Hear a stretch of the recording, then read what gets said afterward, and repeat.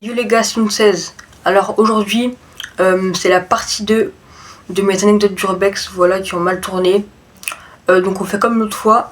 Mais cette fois, pour chaque anecdote, je vous mettrai une photo, une vidéo du lieu où ça s'est passé, voilà. Pour que ce soit plus cool pour vous, dans la description, vous pourrez aller directement sur l'anecdote que vous voulez, voilà. Alors pour cette première anecdote, je pense que j'ai pas besoin de vous mettre de photos de vidéo du lieu, vu que j'avais déjà fait une vidéo dedans, en entière.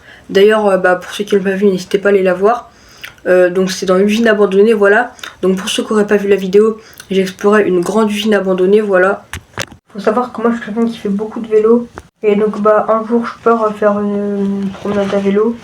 Et en fait la chaîne de mon vélo elle a cassé pendant ma promenade. Donc du coup je vais chez Decathlon pour la faire réparer, voilà. Je vais chez Decathlon, ils me la réparent normal. Donc je reprends mon vélo pour aller faire un tour. Et en fait là ma chaîne elle recasse. Elle recasse le lendemain que j'avais récupéré mon vélo.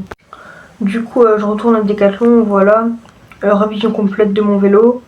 Ils réparent tout, la roue était voilée donc ils ont changé la roue. Du coup vu que la vidéo de l'usine abandonnée je l'avais faite en juin, moi je voulais retourner voir l'usine abandonnée si ça avait beaucoup changé depuis. Donc bref, Decathlon, ils me réparent mon vélo pour la deuxième fois, je le reprends.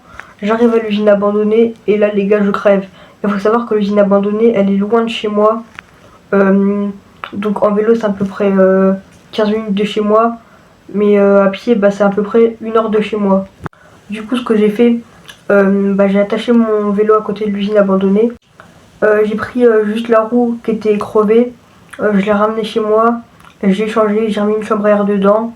Voilà, et le lendemain j'y suis retournée. L'endroit où j'avais attaché mon vélo pour remettre la roue et le reprendre. Donc maintenant on passe directement à la deuxième anecdote. Donc avec des potes on était parti explorer un grand manoir abandonné. Voilà. On fait l'exploration, tout se passe très bien. On se rend compte que en fait il y a plein d'os. Mais des os déjà, enfin c'est pas des faux os, ça voit que c'est une blague, ça voit que c'est des vrais os et que c'est pas des os en plastique ou quoi. Et il y en a vraiment genre plein, mais quand je vous dis plein c'est vraiment il y en avait des dizaines voire des centaines. On commence à se dire c'est chelou, voilà. Mais du coup en fait ça m'a intéressé. Du coup j'ai essayé de trouver des infos sur ça. Et sur Google j'ai trouvé un article qui disait qu'en fait avant le manoir il appartenait à quelqu'un qui avait un chien. Donc le chien du monsieur en fait, vu que le manoir il était en pleine campagne, son chien il tuait plein d'animaux, voilà. Et en fait c'était tous les squelettes des animaux morts, voilà. Donc c'était vraiment plein dans la forêt, dans la campagne, le manoir, voilà. D'ailleurs le spot est assez connu. Du coup voilà, c'est la fin de cette deuxième anecdote. Et on passe directement à la troisième anecdote. Pour cette troisième anecdote, avec un pote, on va aller explorer un dépôt de conteneurs abandonné, voilà. Du coup je vais vous mettre une vidéo du dépôt de conteneurs.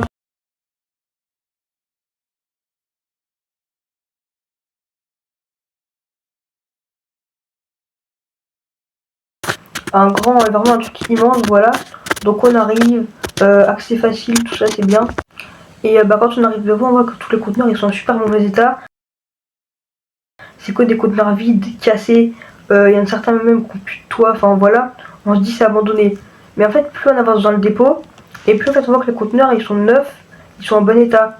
Et en fait, on arrive à un coin du dépôt, comme c'était vraiment un grand truc, où en fait il y avait que des conteneurs tout neufs qui venaient d'être repeints, qui sont encore à la peinture et qui avaient de la peinture fraîche, voilà. Et en fait, ça faisait comme des grandes rangées de conteneurs.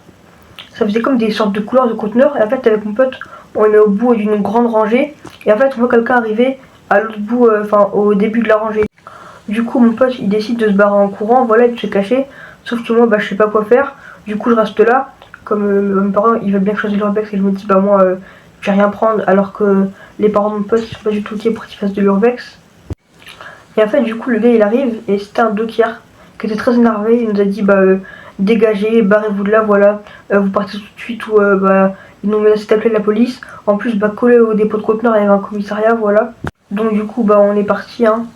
Et c'est la fin de cette troisième anecdote. Quatrième anecdote, j'étais avec 3 potes et on va aller explorer un immeuble abandonné, voilà. Du coup, je vous mets une photo de l'immeuble maintenant. Mais cet immeuble, il était dans un quartier connu pour avoir beaucoup de toxicos, de SDF, mais on décide d'y aller quand même. Du coup, on arrive en bas, on voit une seringue usagée. On se dit, bon, pas grave, on rentre quand même dedans, voilà. On arrive dans la première pièce. Et là, on voit une lame de couteau, mais avec un liquide un peu marron dessus, genre qui ressemblait à du sang. On se dit c'est chelou. Donc faut savoir qu'on avait tous un peu peur, voilà.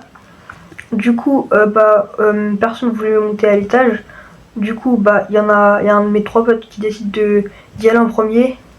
Il éveille tout d'un coup, paf, on reçoit une pierre sur nous. On se dit putain c'est chaud, tout le monde se barre en courant. On descend, on part en courant, on part et tout. Et quand on part, en fait, notre pote qui était là en premier, en fait, nous dit qu'en fait c'est lui qui nous a pranké et qui avait jeté la pierre, voilà, exprès. Par contre, la lame de couteau et la seringue, ça c'était pas lui, c'était bien vrai. Donc peut-être qu'en fait, heureusement qu'ils nous ont pranké. Comme si on serait continué, on serait peut-être tombé sur un toxico. Alors pour cette 5e anecdote, faut savoir que c'était passé dans une école de marine abandonnée, voilà, c'était vraiment immense. Et quand ça s'est passé, j'avais 7 ans. Moi je vous dis, j'ai commencé l'urbex très tôt, à 7 ans, avec mon père. Et oui, et du coup, j'avais 7 ans. Donc du coup, en fait, à la base, on voulait juste explorer cette école de marine et arriver devant, tomber sur le gardien. Et en fait, le gardien nous dit va repartir. Mais en fait, le gardien nous autorise à visiter, même il nous ouvre quand en fait le bâtiment était barricadé. Et il nous ouvre, il nous autorise à visiter et tout. Et en fait, il faut savoir que comme ça, en 1 heure, mon père et le gardien, ils ont sympathisé, voilà.